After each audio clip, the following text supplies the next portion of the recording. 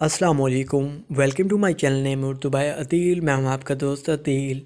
बात करेंगे गीता नाम के बारे में। जानते हैं कि गीता नाम का मायने क्या होता है और गीता नाम की लड़कियां कैसी होती हैं। तो प्लीज़ मेरे channel name Urdu by Adeel को ज़रूर सब्सक्राइब करें।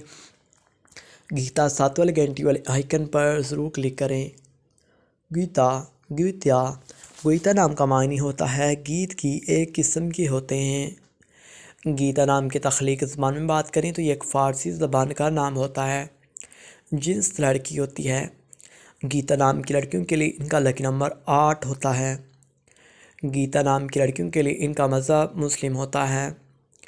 गीता नाम की लड़कियों के लिए इनके मुआफ़िक नंबर 9 और 5 है। गीता नाम की लड़कियों के लिए इनका मुआफ़िक वक़्त 9 PM से 11 PM है। गीता नाम की लड़कियों के मुआफ़िक दिन इतवार और मंगल है।